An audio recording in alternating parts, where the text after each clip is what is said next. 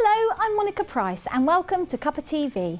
On today's show we will be looking at how both the young and old are being affected by mental health issues. We welcome Suzanne Skeete from Tappy Twins, an organisation that looks after vulnerable young people. We also welcome Stef Lunn from the MCA project, who will be explaining how it can be very helpful in understanding the Mental Capacity Act.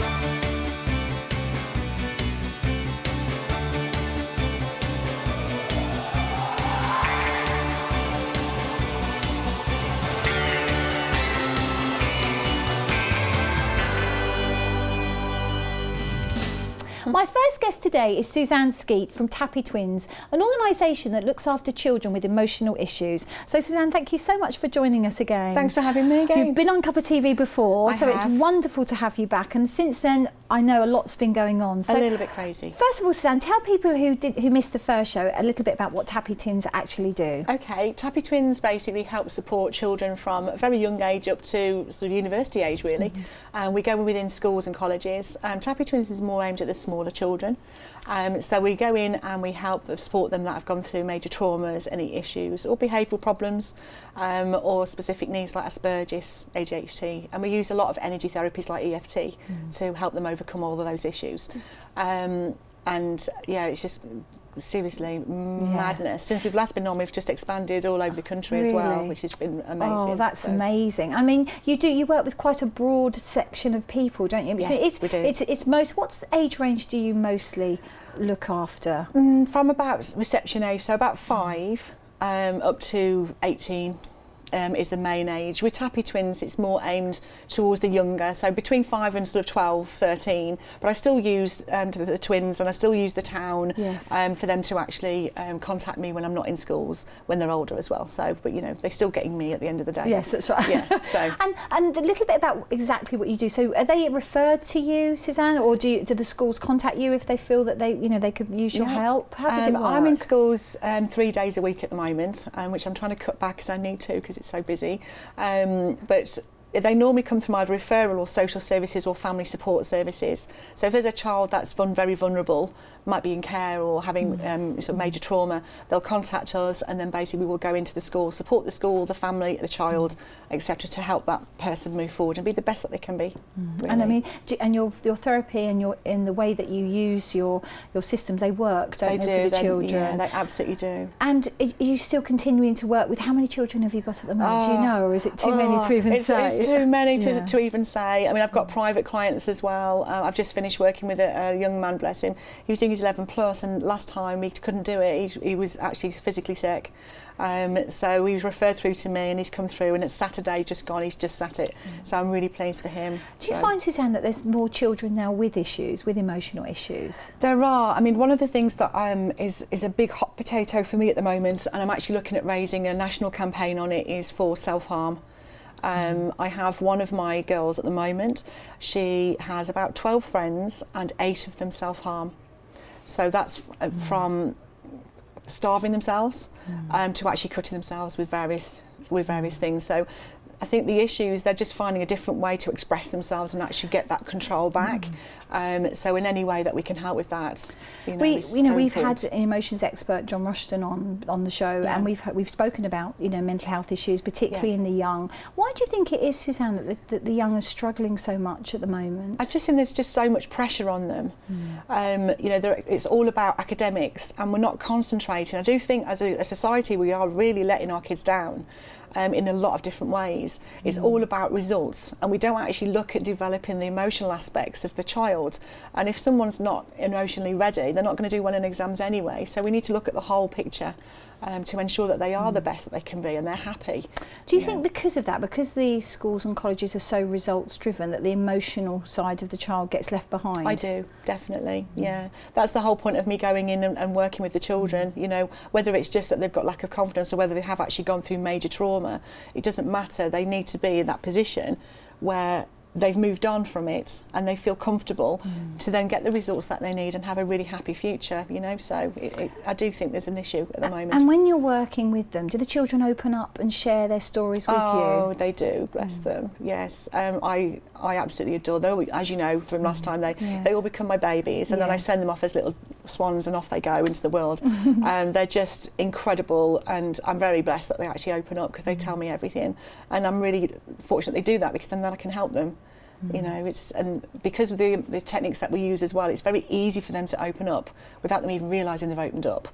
So if I'm using picture tapping, for example... Yeah, tell us about some of the techniques. What do you use? I use EFT, which is emotional freedom technique. Okay, emotional freedom technique. Okay, tell us about that. That basically is where you're tapping on meridian points whilst expressing how you feel. So what we're doing is keeping the conscious mind busy while we work with the subconscious mind, and literally all the answers are in the subconscious mind, and that helps them overcome anything that they're struggling with. Within that, we also use picture tapping, especially the younger ones, because they don't even need to tell me what the problem is. All they need to do is tap into how they feel.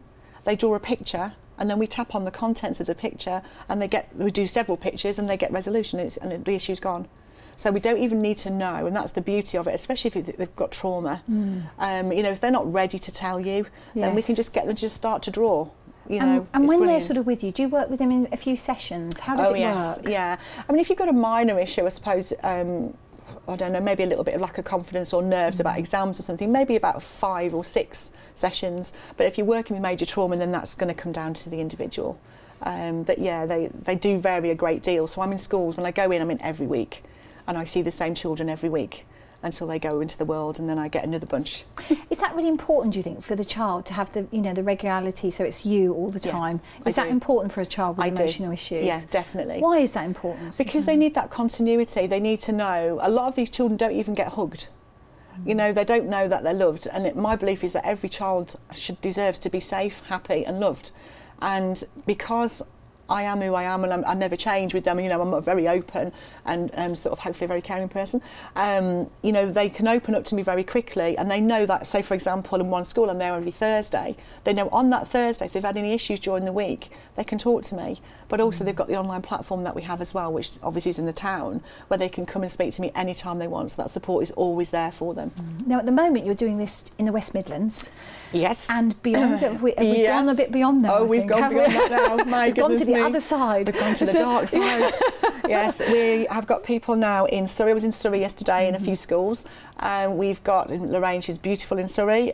We've got a couple more in Birmingham. We've got Worcester, Staffordshire and Cheshire and Derbyshire. Really are broadening out. Yeah. Is that, and then what do you do? Do you train people to, you know, in your therapies and techniques? Is that how it works, Suzanne? Yeah, a lot of these people are cherry-picked, if you like, because they've already got a lot of these techniques under their belt anyway. And as an EFT trainer, I will then make sure that they're trained in EFT, and then they will go and work their magic in the school, because we need to get these kids as young as possible.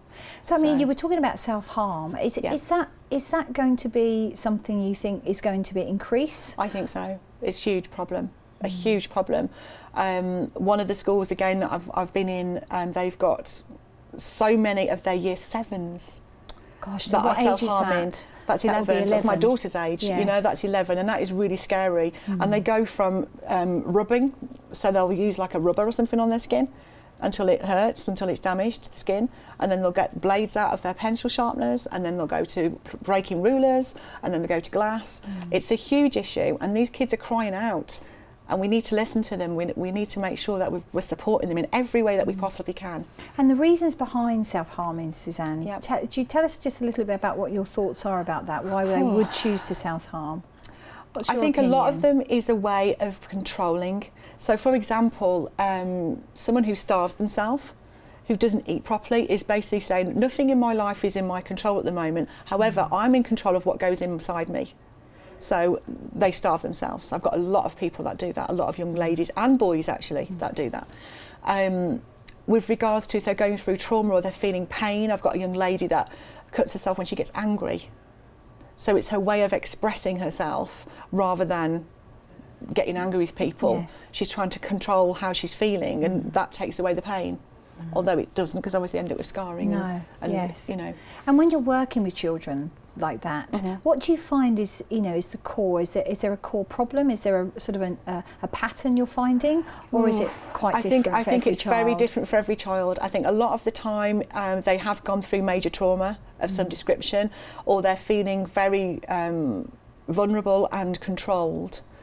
So certain parts of society, for example, where, you know, they're very strict, then they will use whatever methods they can to help feel more in control. So I don't think we can sort of pinpoint it with one thing. I think it's a whole host of different things. And when you're working with the children, you see them come through the other side. Beautiful. How do you feel? I just can't tell you. I can't tell you. They tell me all the horror stories and I don't cry. And I am a crier. I hold my hand up. But I would just see them. Oh, they're just incredible. I've got one young lady, actually, I've been working with her for 3 years now, and she's now actually the young ambassador of Tappy Twins. And she's been on work experience with me. She will go on all the different events with me. She is absolutely incredible, and what a journey she's come on. Really? Unbelievable. I watch her with the kids. She comes into school with me, and I watch her with the kids, and she is full of empathy and wisdom and using her experiences, and she's now got a job with me when she finishes university. I was going to say, people who've gone through it, they can empathise as well as sympathise, can't they? Yeah. So would they make good, counsellors for you to actually employ to say, I'd like to help? Yeah, definitely. And you're doing it obviously West Midlands and beyond. Yes. And the future for Tappy Twins is huge. We've got the awards which we're going to speak about after the break. Yeah. But it's going. What's your thoughts on that, Suzanne? How would you like to see? Well, the online platform that we have, I need that 24 hours so the children can get the support when they need it. Tell us about that. So what's that? Literally, they go into the town, the Tappy town, and they go into the windmill when they need help. Right. And so where is this? This is all online. This is all online on tappytwins.com. Right. So you go onto there, and they go in as a twin, and they go into the windmill, and they can either get face-to-face support, obviously through school or privately with the parents, and they can get online, and they can get messaging backwards and forwards. Now we've got probably about 20-25 people waiting to do it full time to ensure. Obviously, we need a lot more than that, but that's going to come down to funding. Yes. Because obviously I've funded everything myself so far. Yes. So we want that 24 hours. There's going to be an app. We've also got really exciting stuff. I'm so excited. I know. Can you tell us about that? I don't know whether I can. Maybe give us a snippet. A little bit. Yes. And then it'll be a Cuppa TV exclusive. We've spoken to people about making it into cartoon and everything else. Right. So it's just exciting. Yeah. We'll have to come back and tell us about that. It's really exciting. Yeah. And what we're aiming to do is have that support in whatever medium the child needs. You've got kids on the phone all the time. My daughter's never off their phone. Yes. She's constantly attached to her. It's like a second arm. It is. Really? You take it away. It's like, I've lost my arm. But for them to be able to get access to that any time that they need and get that support, it's just an amazing. And the awards hopefully will bring that in for me as well. And do you find that, talking about social media, because the children do spend an enormous amount of time on Facebook and Twitter and all the other social media networks. Is that contributing, do you think? It absolutely is. It contributes to self-image because there's no way getting away from it. It contributes to self-harming. It contributes to major cyberbullying, which again is one of my lovely little bugbears. Even my daughter over the holidays was actually, someone was calling her all sorts of different names because she wouldn't speak to them. It was a boy actually, I think he liked her, bless him. And she wasn't responding, so he started having a go at her. And because it's 24/7, the children can't get away from it. And it's like when people aren't face to face, they say so much more, and the stuff that they say is just vile. Really it's almost vile. as though because they're not in personal contact, seeing face to face, it's almost so it's just a machine. I can just put in whatever I like. And it doesn't matter what I say. But unfortunately, that has a huge impact, and that's why we have people that are self-harming, very depressed, mental health issues, anxious. And it's got to stop. And are the children losing the ability, to actually converse with people because of social media? I think so. Are they? In that way, is that contributing to their emotional issues because they can't actually speak about it to somebody, but they can tap away and speak about it, to their friends maybe on social media. Is that a problem? Do you think? I think it is a problem, and also the main thing is the safety of it. I've got one child who was about to meet up with someone that we don't know, and it turned out to be a man, and they just gone on there as a child. So you don't know who's on the other end, and this is one thing that I push with all the kids that I work with. That you don't know who you're speaking to. You have to remain safe. You don't get any details out. You don't tell them that you're going to be somewhere. You don't put anything on social media at all. That's very personal, because you don't know who that person is. Because somebody could say that they're a 12-year-old girl, absolutely, but actually they're not a 12-year-old girl. No, they're not. It's scary. Again, do you think that the schools could help and do a little bit more about that, or do you find that they're, social media is now being sort of taught in schools? I think social media is in all the schools that I work in and that my colleagues work in, they're very on top of it, and if there's any issues, they immediately go to those people and get it sorted out. Do I think that they understand everything? No, because we don't, because the kids, there's always something new coming out, and they understand technology so far better than any of us. Do you know what I mean? They do. If you want anything done technology, just give it to your child. I don't set the phone up for me, but because of that, there's always new social media platforms coming out all the time, and it's very difficult for adults to keep on top of what's out there. Yes. And as a result, these kids are going on there, and you don't know who they're talking to. Yes, and it's the terminology they use as well. It's a completely different language, isn't it, as well? Which again, when you're working with the kids, I'm sure that they bring that up and talk to you. So you've got to be quite au fait with all of that. I am, yes. I have to sort of like la la la at times. Yeah. Well, we're going to take a quick break now, but stay here, and it's been really interesting talking to you. Thank you. So stay with us. We're going to take a quick break.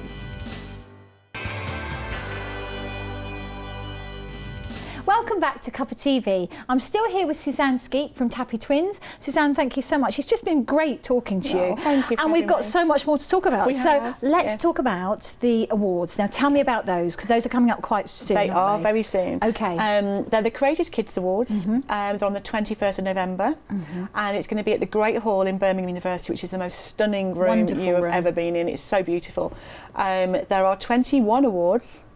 And there's an ultimate award within that, which are being decided on the 28th of September by our amazing judges. We've got 12 judges. I was going to say, you've got a full panel of judges. We've got a full panel of judges. Who have you got? We've got people like Danielle Brown, who is a 3-time Olympic champion. We've got Luella Bailey, Gary Newborn, and then we've got major sort of personalities and people that are really important within Birmingham as well. So we're very lucky to have them. Brilliant. Now, this is your first awards. It is the first awards, yes. So tell me why you decided to do this. Well, we were sat in a beer garden, actually. I've got to be honest, by the canal. We were. A very good friend of mine, Nick, introduced me to the amazing Jo Jeffries, and we sat down and we were chatting about where we wanted to take Tappy, etc., and the future. What lies ahead for all the kids that we work with, and it was just born from there, really. And it was a case of, I want to mark the children's journeys that they've been on, and these kids, they would break most adults of what they've been through. And I just think, well, the journey they've been off, I'm so proud of them. We're going to deck them out in all long dresses, and Dickie Bose, the youngest one's 5, he's going to look so beautiful. But the difference between this and a lot of different awards that are out there is that we're actually putting in place future things for them as well. So we've got mentoring, we've got work experience, we've got people that are coming in who are their heroes. And I'm so excited. I can't let any of that slip, because obviously one of them might be watching and they're going to know, and I can't have that. But there's going to be high-profile people that are going to attend. Yes. Wonderful. We've got Sunny and Shay from BBC West Midlands. They're coming in to actually deliver the Ultimate Award. We've got the Brooks, and we've got Danny Dridden, both of those from X Factor. We've got Faith Tucker, who sang at the Rugby World Cup. She's incredible, amongst a host of lots of other fantastic people. Wonderful. And I mean, when you're putting this together, so you've said, right, that's it, this is what I'm going to do. A lot of work, though, I should imagine, has gone into that. A few sleepless nights. And obviously it's going to continue until November. Until November, but yes. How did you go about thinking about the children? How do people get nominated, or how does it work? We've had the nominations come in, and then a panel of us have actually sat down and worked out who's going to get the awards. And then on the 28th, the Ultimate Award will be decided, because there's no way I could even be involved in that decision, because they're just all incredible. So the judges are going to sit down and have that very difficult task of deciding who is actually going to win the award. The Ultimate Award on the night, so yes. And you've got the 21 awards, you said? We've got 21 awards. So tell us about that. What sort of categories have you? We've got things like Bravery, Shining Star Award, Confidence. There's a whole host of different things. They're all nominated for very different, unique reasons. They're just, each one of them are just incredible. And is it something that you feel that can go on? Once you've done this one, would you like it to continue? Yes, please. Yes. If I'm still in one piece after this one, we'll do another one. No, our plans are obviously this year it's regional. Next year we're having national, which will obviously be a lot bigger and a lot more work to put together, but you know, it's all non-profit, so we need sponsors. We need the bums on seats to sponsor the events, to help give these kids the most amazing time of their life. They will be treated like kings and queens. I have been out begging, stealing, and I haven't stolen anything. I've been begging, and I've come out with bags of stuff, and one of my little boys asked me for a pool. I asked him for a wish list. A swimming pool? A swimming pool. He lives in a flat. Okay. I'm good, but not that good. Yeah, I can't do it. I can't do it. So he's not getting a pool, but he will get something that he wants. Yes, that's it. So, but again, do you find people have been very generous, though, in helping you, Suzanne, with it? Yes. I had one, actually. I mean, we've just secured a £30,000 production for the event. And that is free of charge. Wow. And I feel so humble about it, and I can't wait to see it, because they're going to bring my town alive. I can't wait. But they've come on board. It's MCL Create. They're absolutely incredible. We've got Hamilton Bland, who's the old TV sports personality presenter. He's coming to do an auction on the night. People, my Ping videographers meeting up shortly after here, because we're filming a promotional video today. So it's all sort of go. It's just incredible, incredible. And do you find that, were you surprised, Suzanne, at people saying, yes, I'd like to get involved, I'd like to help, or are you thinking, actually, no, everybody probably will help me? I think initially it was a big, tall order, because just to put the food on alone with the venue is just under 15,000. So we need some serious cash coming in, which is obviously what we've been doing, working over the summer whilst we're not at school and things. So, and Jo, bless her heart, Jo has been out there. She has been working like an absolute trooper. I'm so lucky to be working with her, because she's just incredible. I know she's a big advocate of the show as well, but she's just been incredible. And you need people like that, don't you, to support you and to guide you through. What's been the toughest thing doing this awards? Do you know what the toughest thing is? Dressing the kids. Seriously, I went into school the other day with 4 dresses for 3 girls to try on, and they were like proper little divas. And also don't like the colour. I don't like the colour. And they saw someone else wearing another one. They said, "Can I try that one?" Like, well, they've got it on. You know, but dressing, but also making sure we've got the right people at the awards. Because again, it's not about us, it's about the kids, it's about their future, it's about having the right people in that room that can make a difference to those people's lives, because they deserve it. It's also about raising awareness for self-harm. I was going to say, you're obviously going to be raising awareness. That's my little platform, I think, will be, you know, when I do my speech, I will be going up there and I'll be making people aware that we can't ignore anymore. It's not, just because it's not happening to our child, we can't ignore what's going on out there. I mean, I'm sure there are other organisations around the country, Suzanne, that do what you do. And what makes Tappy Twins so special and so different, would you say? Oh, that's a hard one, isn't it? I think one of them is just our complete and utter passion for what we do. Every single person that works with Tappy has had their own trauma. And we said that about in the first part, didn't we? You know, they've got the empathy there with those children. Also, every child that I work with, if they do a fantastic job in terms of development, they become a character in the town. So the town is very sort of family safe orientated. And obviously with doing online as well as face-to-face, you know, there's very different ways the children get hold of us. And do you find that the online media, is that sort of taking off? Is that, I mean, we've spoken about that before the break, of course, but do you find that that's really going to escalate and get more popular, do you think? Absolutely. I think when the app's in place, because obviously you've got the older kids that are constantly on apps. When the app's in place, I've got a game coming on as well, so that will be added on healthy eating. I know, I'm very impressed. When the gamers told me about it, I was like, they're going to love that. But it's actually good fun. I actually took them. I took the guys into one of my schools, and they tested it in the schools. The kids loved it. They loved it. So once we've got all those things, the website itself is going to become more animated. Obviously, with the help of some amazing people that have come on board with the awards. So. And so the awards, do you think you'll have them at the same time, because they're on the 21st of November? Yes. Would you like that to be sort of a regular event every year? Yeah, I think so. Yeah, I think so. Because it's a good time of year, isn't it? Just before Christmas, before party season starts. It's a good time of year. Yeah. And then when the obviously when they win the award, are they going to have a trophy? Or? Yes, we've got them all made. Yes. They're already there. My house is getting fuller and fuller of stuff. It's just like, open a cupboard, more stuff. They'll get an award. They'll get a package which I can't talk about because obviously they're all individual, but things off their wish list and magical things. I've got people like, I will name one, but she won't be watching, hopefully she's in school. I've got one young lady who wants to do gymnastics and has got no money at all, and there's no way it could happen. And Revolution Gymnastics, bless them, are giving her gymnastic lessons and the gym kits and everything else. So so people have been very generous. They've just been amazing, amazing. Very generous and very supportive. Yes. And would you like to see the same thing go out across the country? Yes, I mean, we please. spoke about national. Absolutely.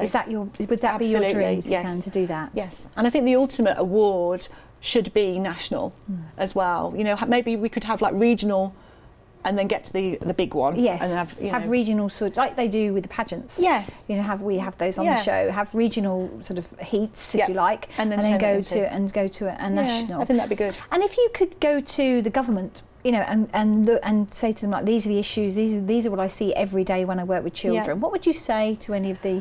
I've met up with a member of parliament, a local member of parliament. About a month ago during the summer holidays, and I just sort of expressed, you know, what was happening, and he's very happy to get on board. He's based in Dudley, so he's happy to get on board because a couple of the award winners are from there as well. And I think we can go around with little blinkers on. And, I was going to say, do you think we do as a society just blinker? Yeah, I think we do. I think there's the reputation of kids with hoodies on, and you know, there's gangs and there's this and there's that, and you know, these kids are hurting and they need support. So, and I just see them for who they are, and then you know, hopefully that's how I make them. And then when feel you, better. Is there anything else you'd like to do? I mean, you spoke about you want to do, there's loads of things that you're thinking about. You've got loads of ideas. Yes. Would you involve the children that come through your programme in any way through those ideas? Yes. Well, their characters will be coming to life anyway. So, you know, the characters that are in the town, they will be, you know, in cartoons and whatever, because they're already part of the town. So, yes, definitely. We've already got, obviously, the one young lady who's young ambassador. Yes. I see those people that have gone through major trauma in the future, the older ones, definitely mentoring the younger ones. I see also the online support, having the younger people there trained to actually help support if they don't want to speak to an adult. I think it's really important. And for the future, do you think people will go through, will come to the online more? Yes. Or do you think, yes, you do, I do, rather than go to a one-to-one? I think we'll be in the schools, because obviously every school, our aim is to be in every school in the country. That's our aim. We need to get the children very early. We need to get the support in place. We need to concentrate on their emotional development more. It's almost like we've got to accept the fact that social media is here. The children are using it, so we have to adapt and come up with ideas and ways to actually engage with them using it. Yes, definitely. Definitely. It's just been wonderful. Thank you so much for Thank you for joining me. And please, if there's anybody out there that can help sponsor booking a table or help the children in any way, please get in touch with the show or go on to Tappy Twins. They go on to tappytwins.com. The Courageous Kids Awards is there already. Wonderful, excellent. So, yes, please. All the best with it. Thank you. Come back and tell us you'll be there anyway. Absolutely, I'll be there. Absolutely, you'll be there. I'm not going to see you. Thank you. Take care. You. We're just going to take another break. Come back and join me in just a second.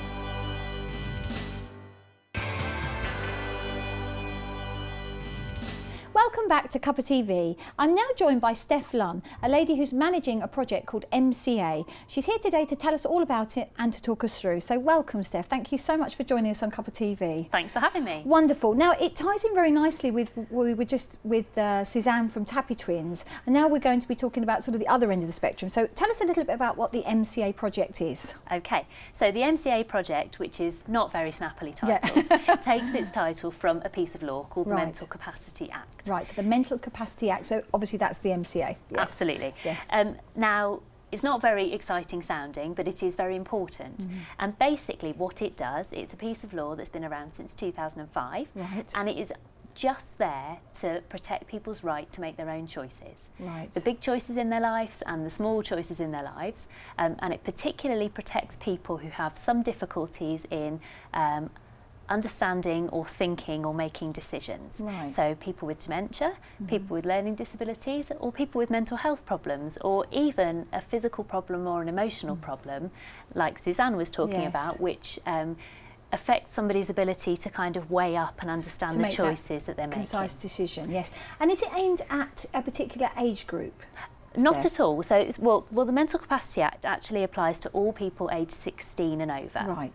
And essentially it's based on 5 principles, and the first principle of the Act is really, really nice and concise and helpful. It says that if somebody's 16 or over, we should presume that they have the capacity to make their own decisions, rather than presuming just because they've got a particular condition that they can't. So we should presume that they can, and do everything that we can to support that person to make their own choices and to stay in control. So in other words, looking at the positive way, Exactly. rather than look at the negative, the fact maybe they can't. So it's taking the positive attitude to it. And with the Act's been around for a long time. Yes. So some people may or may not know about the Act. But what was the decision to, because you work with the NHS, what was the decision to come up with this project? Okay, so because the law's been around for a little while, you would think that it would be well embedded by now. You would think that people would know what their rights are. You would think that professionals would know what their responsibilities are. But there's been a number of high-profile investigations into it. The House of Lords did a report. The Care Quality Commission, the people who inspect hospitals, have looked into it. And we found that really people who need to know about it just don't. And most importantly, the public, whose rights are supposed to be protected by this law, don't know about it either. But people do know more than they think. There are lots of people who, when I talk about this, say, oh yes, I've heard of powers of attorney or lasting power of attorney. But they don't actually perhaps put the two together. Exactly. And you said about the CQC, the Care Quality Commission. I mean, they're a huge body, aren't they? That, as you say, looks after everything to do with care in the UK. Care homes, hospitals, the whole lot. Everything. And they did their own study, did they? Yeah. And came up with the fact that people don't exactly really understand it or understand where to go. Was that the reasoning? Precisely. So the House of Lords report, the CQC report and various other investigations all flagged up the fact that there's a lack of understanding, a lack of awareness, and that means that people's rights aren't always respected the way that they should be. So the NHS put some money together and said that local NHS organisations could do something about it. In fact, we're required to do something about it. I was going to say, were you given the sort of, not an ultimatum, but did you have to do it, as opposed to it might be quite nice to do it? Well, they made funding available, and so it's an opportunity that we would have really been daft to miss, really. Yes. So the clinical commissioning groups, these GP consortia that you might have heard of before, in Birmingham, Sandwell and Solihull, got together and appointed us to lead this project with 2 purposes really: to help make sure that professionals across the piece know what they're supposed to be doing and support them with the challenges they face every day, but also to raise awareness amongst the public, which is one of the reasons that I'm here. Yes, that's right, it's here today. And when you talk about the MCA Act, is it just people just know certain bits of it, do you think, Absolutely. Steph? I mean, we said about the powers of attorney. What other bits do you think that they might sort of recognise, in your experience? Okay, so powers of attorney is a big explain that thing. again for people who may not know what that is. Essentially, a power of attorney is where you nominate somebody to speak up on your behalf and to manage your affairs if and when the time comes that you're not able to do that for yourself. Right. So a classic example would be if somebody's been diagnosed with sort of early stage memory problems, perhaps dementia or perhaps Alzheimer's. Dementia, absolutely. They might think, right, okay, I know that this is a degenerative condition. I know that my ability to manage my own affairs is going to deteriorate. And the person I want to act in my stead is my daughter, is my husband, is my sister.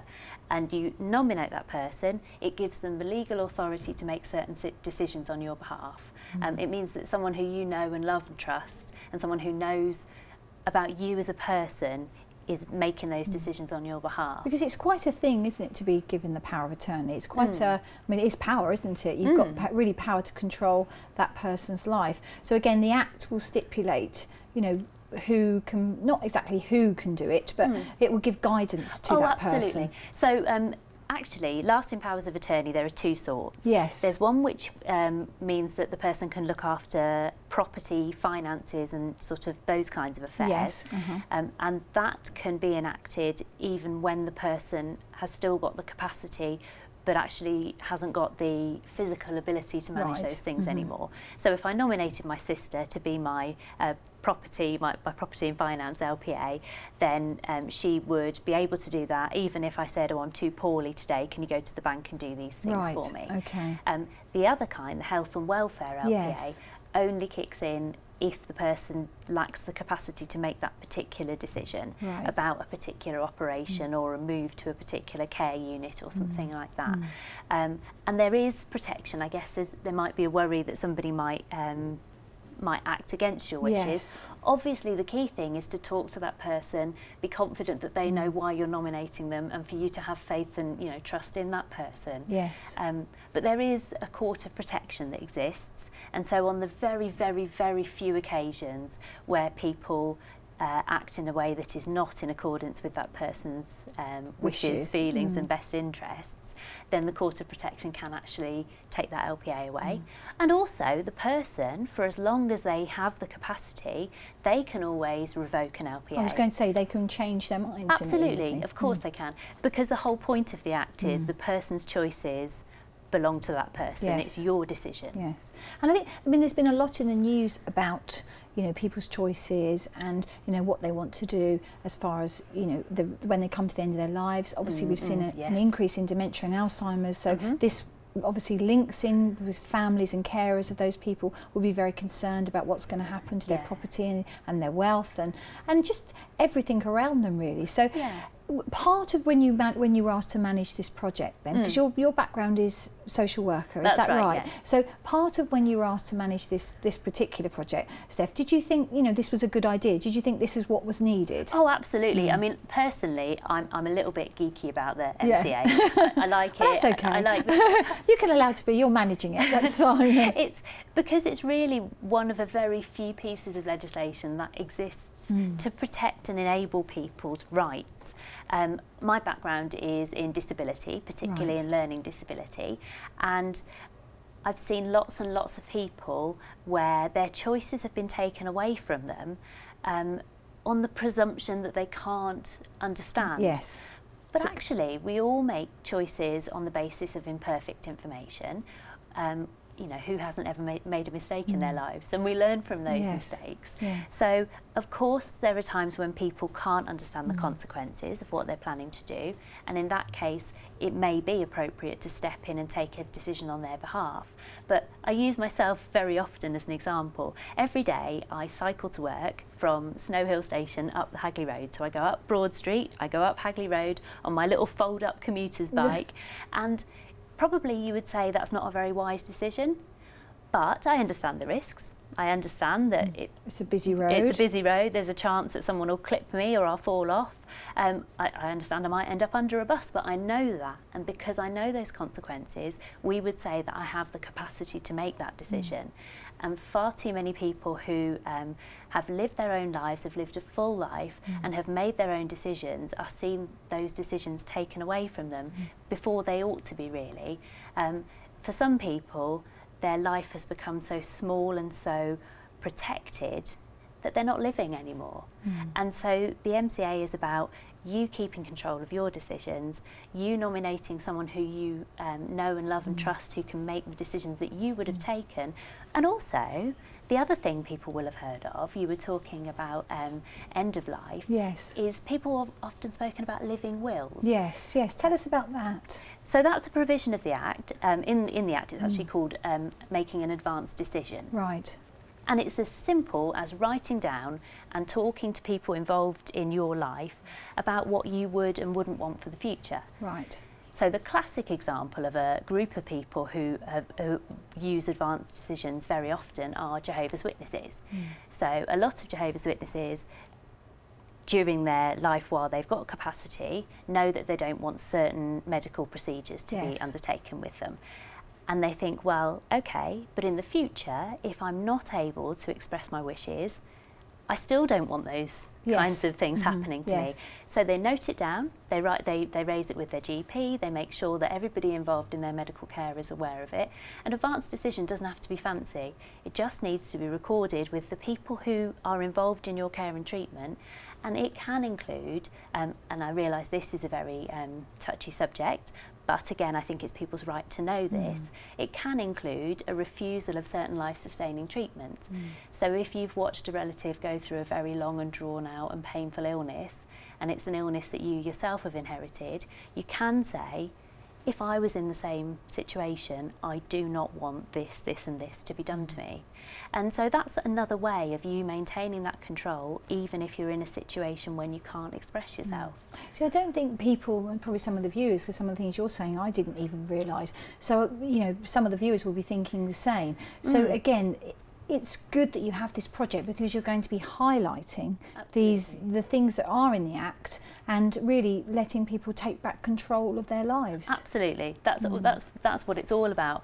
It is, of course, always balancing it with protection for people. Yes. And I'm not suggesting that everybody is in a position to make all of their own decisions. So if somebody has a profound learning need or a severe mental health problem, then of course they will need decisions sometimes to be made on their behalf. But again, the Act sets out how to do that and in what circumstances. So it says if ever professionals are making a best interests decision, that's what it's called, a best interests decision on someone's behalf, that actually families need to be involved in that discussion, and the person themselves needs to be involved in that discussion as much as possible. And I know that that doesn't always happen in practice either. Yes. So if people and families know that that is their right, then it allows them to stand up and be counted. Yes, and then when you're, you know, as a family, if you're going through any of this, and some of our viewers may actually be in the situation at the moment where they're comprehending, you know, perhaps someone's being diagnosed with Alzheimer's or dementia, they don't quite know what to do, so they can come to you. Yes, absolutely. So they wouldn't be able to come directly to the project. There are only 3 of us. Yes. To cover that whole massive geographical But how does area. it work? How is it going to work? So this part of the project is we've got a campaign going. Yes. Some viewers might have seen the adverts on the TV. Yes. You might have seen the stories of Atif, Matt, Doris and Richard. They're the 4 stories. Okay. And what are their stories? What do they tell the stories of? They're the very short snippet of how they've been involved with the Mental Capacity Act, how it's affected them. So Doris has set her son up as an LPA because she was her mother's LPA, and it was very tricky in her situation, so she wanted to make sure it was straightforward for him, for example. So what there is on there is a telephone number that people can call, and if they call that telephone number, they will receive an advice pack, and in that advice pack it tells them a little bit more to point them in the right direction. But most importantly, it gives them a list of places and numbers that they can contact. So it tells them what professionals they might talk to who might already be involved in their care, but it also gives them some general numbers and physical places that they can go to get advice and support with whatever aspect of the Act is relevant to them. So it's really practical advice, practical help, you know, to help people. It's no use if it's not practical, because people's rights can only be protected if they've got the right things in place and if they know the information that they need to know. And when you became involved with it yourself, Stef, obviously you're, as a background, you know, you've got the background in care yourself.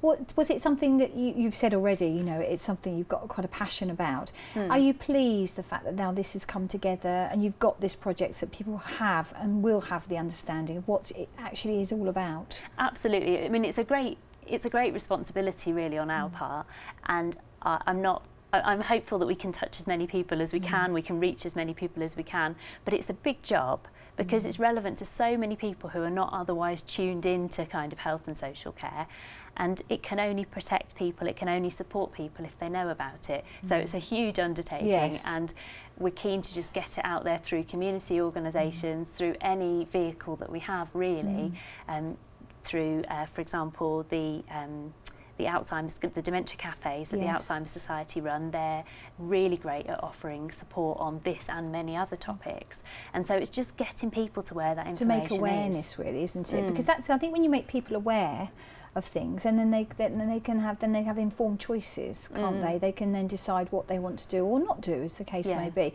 And this, at the moment, the current campaign is going out across the West Midlands, Birmingham, Sandwell, and Solihull. That's right. Yeah. And then you nationwide. Is it a nationwide campaign? Is that your hope? Well. Or do different sectors will be running their own campaign? Yeah, there is funding in the NHS across the piece, so different organisations have chosen to use it in different ways. And the way that we're doing it is a little bit different, you know, just using any vehicles that we can find and really trying to engage with the public on it. It's cutting the balance really, because you can be you can feel that you're a bit of a scaremonger sometimes, but on occasion it's important to say to people, you know, if ever you weren't in a position to manage your own property and finances and affairs, do you know that you're your family don't have the right to do that unless you've got them set up properly. Because we're hearing more and more stories where, you know, families are arguing, families, you know, in the news, there's been conflicts right at the end of the, you know, end of someone's life, and we're living longer as, you know, as a nation, we're living longer now. Yeah. So do you think this would have more impact? This is going to have more impact now on people's lives? I should think so, yes. We know that the older we are, the more likely we are to be diagnosed with dementia. What I would say is we shouldn't overstate the case. There are many people who never develop those cognitive problems. But the older we get, the higher our chances of developing dementia, the same as the higher our chances of developing kidney failure or heart disease. Just because of the natural process of ageing. Exactly. And so if it is your mind that fails you, if it is your brain that causes the problem, then at least you can have these things in place, because the fear for me and for many other people is that you are alive but you aren't able to express yourself and you're not in control of your life. I should imagine quite a lot of people will be fearful of something like that, because again it's that not feeling of having control. Exactly, which again is something that you were talking about earlier in the show, but how it's really terribly damaging for our mental well-being not to feel in control of our lives. So it's really important. So I think not just older people and not just people who are thinking about wills, but if you've got a will in place and that sorts out what happens after you've died, then what about that bit before you die? That to me is more important. Making sure that those final years, months, weeks are lived in accordance as much as possible with my choices. That's really important. And as you say, engaging with your family and friends and letting them know exactly what you want, rather than just perhaps relying on what they think that you want. Exactly. As I said, if you haven't got these things in place, then the health and social care professionals involved will absolutely do their best. They should find out what they can about you, they should consult with your family and friends, they should do everything they can to make a decision that is reflective of what you would have wanted. However, it's not quite the same. You are leaving your sort of fate in the hands of people that you don't know. The Ministry of Justice did a little campaign about it not so long ago, and they called it Choice Not Chance, and they were trying to encourage people to do both of those things, to write a will and to set up a lasting power of attorney, so that what happens to you is your choice and it's not left just a chance. So how can people contact? So they just, is there a website? Do they go onto the website? They can click on Big Centre TV. There's a link to our website, so they can just click on the banner there. But the telephone number at the end of the advert is a Birmingham number. So they'll see it on the advert. It's 0121 667 4000. Okay, well we'll have that up on the advert so they can see that. But it's, you know, it's a fascinating topic, and I'm sure that the viewers that have watched that would, you know, have maybe learnt something from it. I know how I have. So you know, it's wonderful. So. And good luck with the campaign. Is it going to be a long-going campaign? We're on to begin with for 3 months, and we'll see how it pans out. If it's successful, then we hope to keep it running for longer. Wonderful, excellent. Well, thank you so much for joining me today. It's been an absolute pleasure. Thank you very much. Thank you. So that's it for today. I'd like to thank all of my guests for joining me today. And if you'd like to get in touch with us here at Big Centre TV, you can do so by joining us on Facebook or Twitter at Big Centre TV. We'd love to hear from you. Thank you for watching, and come back and see me again very soon. Bye-bye.